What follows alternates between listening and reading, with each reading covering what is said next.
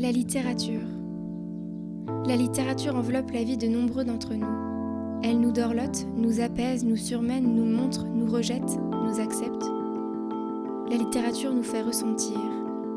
La littérature nous rassemble.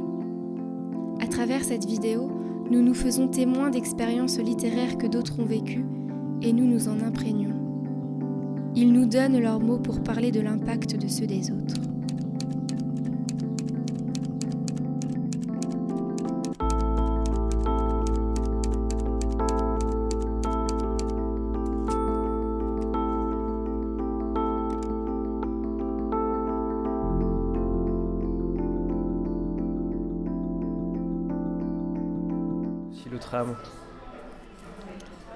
L'autre amont parce que j'aime les écrivains qui ne font qu'un avec leur œuvre. Azraquin d'Émile Zola. C'est vraiment un univers qui décrit les personnages de manière hyper précise et finalement très humaine, et moi c'est ça ce qui me plaît. Oui, j'ai plein d'œuvres préférées. Ce qui est compliqué, c'est d'en sélectionner, d'en sortir quelques-unes. Parce que plus je lis, plus je tombe sur des œuvres monumentales, complètement inconnues ou oubliées. Voilà, je trouve que plus on lit, plus il y a ce sentiment d'ouvrir toute dernière une œuvre d'un écrivain allemand, Joseph Roth, qui a écrit ce texte en 1930 qui s'appelle Job, roman d'un homme simple, qui est un livre incroyable, plein d'humanisme. Récemment, j'ai beaucoup aimé Les Échappées de Lucie Taïeb. Elle rend le langage au lecteur en fait. Crime et châtiment, donc de Dostoïevski, principalement le personnage de Raskolnikov qui est je trouve tout à fait fascinant. Bon, il y en a un qui arrive largement en tête, c'est Mémoires d'Adrien de Marguerite Yourcenar. Il y a tout un passage où il y a la mort de son favori Antinoüs qui est absolument sublime. Je trouve que c'est la plus belle, personnellement, la plus belle partie littéraire concernant un amour. Gros coup de cœur pour Thomas l'Obscur de Blanchot. Ça aussi, c'était une redécouverte de la narration un peu.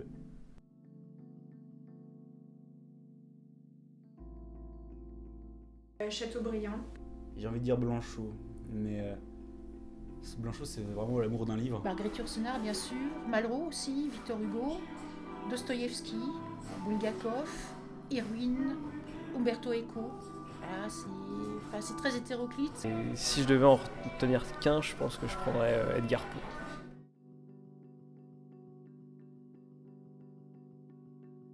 Le premier, c'est Gwynplaine, de l'œuvre de Victor Hugo, L'homme qui rit. C'est un personnage qui est à la fois pathétique, tragique, mais grandiose. En ce moment, je suis amené à lire Le Rouge et le Noir, et je me rends compte que j'ai quelques points communs avec Julien Sorel, et plein de points de divergence, mais Julien Sorel, je pense que c'est l'un de mes personnages qu'on pourrait dire préférés. Lazuli, dans L'herbe rouge de Boris Vian. Il a un rapport à l'autre, avec ce personnage qui apparaît masqué, toujours au fur et à mesure de l'œuvre. Un rapport à l'autre qui me fascine du coup, parce que je m'y retrouve un peu. C'est un personnage effacé en même temps très présent. Il y en a plein qui m'ont marqué énormément. La Mrs. Dalloway de Virginia Woolf, ce personnage est incroyable. Deuxième personnage préféré, eh bien ça, c'est peu particulier, c'est Choulik. C'est un chien qui va devenir humain. C'est Cœur de chien de Bulgakov. Le capitaine Michalis de La liberté ou la mort de Kazantzakis, une sorte d'idéal que j'aimerais atteindre. Arthur Seaton de Samedi soir, dimanche matin de Alan Silito est très marquant aussi. Les personnages un peu noirs de Shakespeare.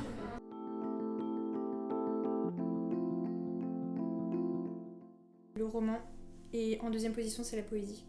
J'ai plutôt travaillé le roman, mais en réalité je crois que j'ai plus d'affinité avec la poésie et le théâtre, ce qui est très curieux. Les romans plus sociaux. J'ai un genre que je lis plus que les autres, c'est la science-fiction. Un genre qui est pas hyper estimé en France, mais qui a toute sa place dans les pays anglophones par exemple, et c'est rigolo. Mais je trouve que c'est important comme genre parce que c'est un genre qui va fixer les imaginaires. C'est plutôt l'inverse, il y a un genre, mais que ce soit d'ailleurs en littérature ou au cinéma, auquel je suis moins sensible, c'est le polar. Les livres historiques.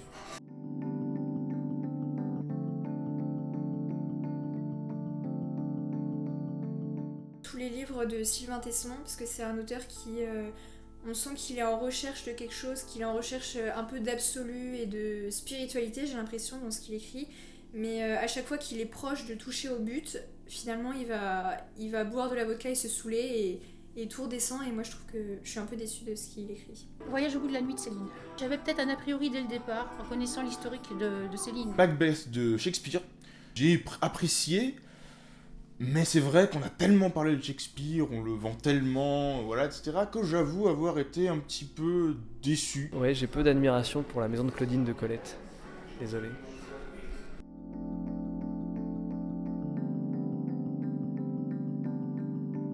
J'ouvre un livre, je lis la première ligne. Je sais très bien si je vais aimer le livre ou non. En fouillant. Mais partout. Dans les librairies, des brocantes. De plus en plus dans les librairies d'occasion. Des maisons d'édition qu'on connaît, et puis aussi on écoute, je sais pas, des émissions, des podcasts, des gens qui nous parlent de choses, et puis on a une espèce de flair qui fait qu'on va vers certaines œuvres, et on creuse aussi, on fouille. Et après, pour la librairie, justement, les livres sélectionnés ici et présents, ce sont des livres que j'ai lus et qui m'ont tellement traversé que j'ai envie de les partager, en fait.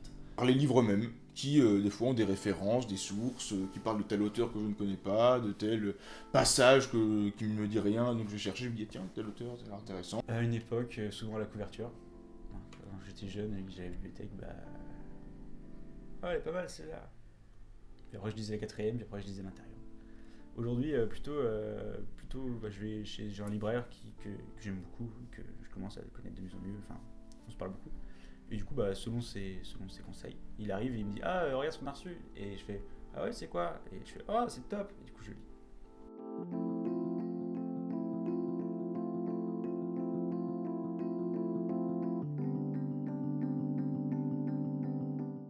Tout, je crois que elle est devenue une part nécessaire en tout cas.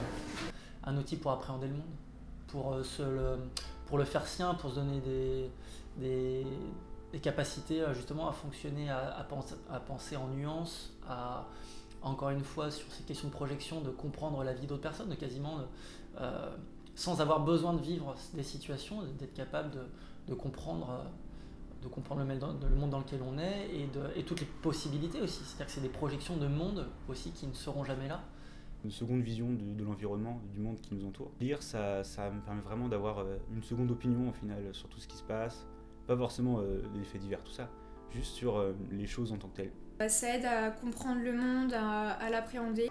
Une ouverture d'esprit, déjà, une évasion, permettre d'agrandir un peu le cercle des connaissances, parce qu'on touche à des cultures finalement qu'autrement on ne côtoierait peut-être pas, auxquelles on n'a pas accès, à l'histoire aussi, à des périodes historiques qu'on connaît peut-être moins bien. Donc finalement oui, c'est ça, c'est surtout l'ouverture d'esprit.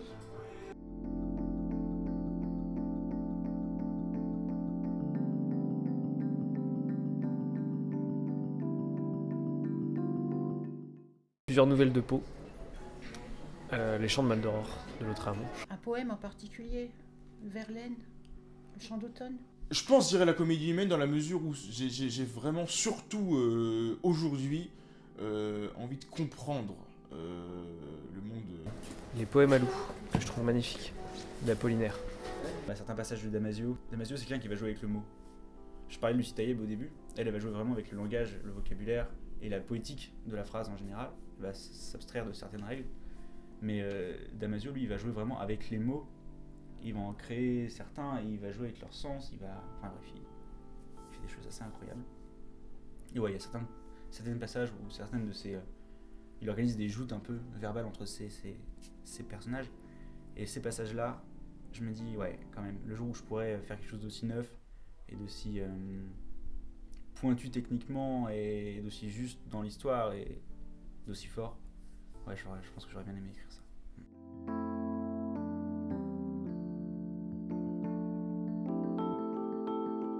Je pense que l'écriture, ça permet de dire, de vivre des choses qu'on ne vit pas forcément dans la vraie vie. C'est un support de la mémoire. C'est prendre possession de ce qu'on dit, de ce qu'on pense, le figer.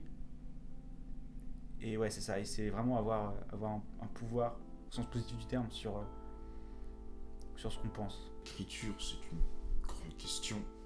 qu'on se pose sur le monde, sur les choses. La libération de sentiments. De mettre sur le papier des choses, des sentiments qu'on n'arriverait peut-être pas à confesser finalement, à dire à quelqu'un ou même à se dire à soi-même. Et sur le papier, ça permet toute une sorte de liberté. Alors, il y a plein de choses qui font que l'écriture, c'est quelque chose d'indispensable. En tout cas pour moi, dans mon rapport à mon environnement.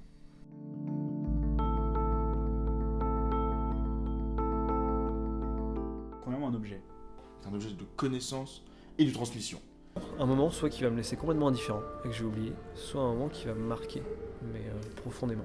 Ça rassemble tellement une grosse part d'humanité dans un tout petit truc. Un objet précieux. C'est un univers, c'est un monde, c'est une découverte du monde. C'est vraiment un objet incroyable, que j'ai pas fini de comprendre en fait.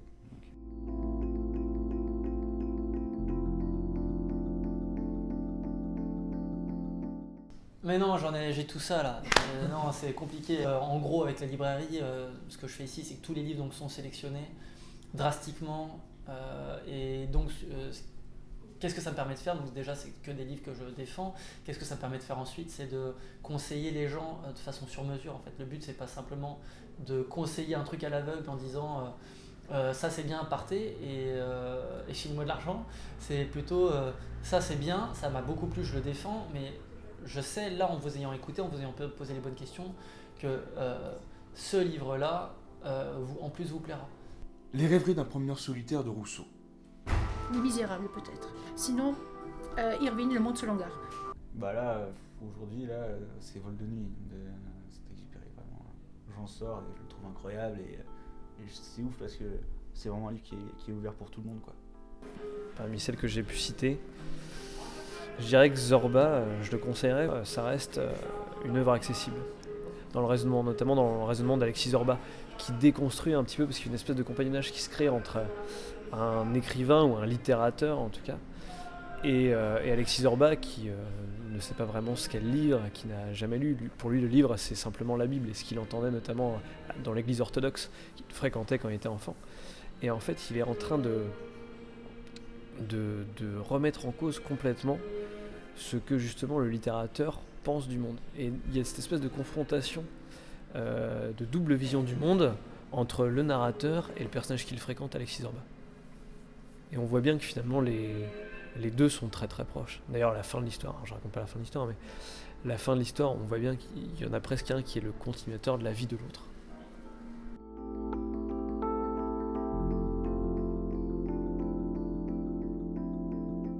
Oblomov de Goncharov, c'est génial ça. Alors ça, c'est vraiment super. C'est en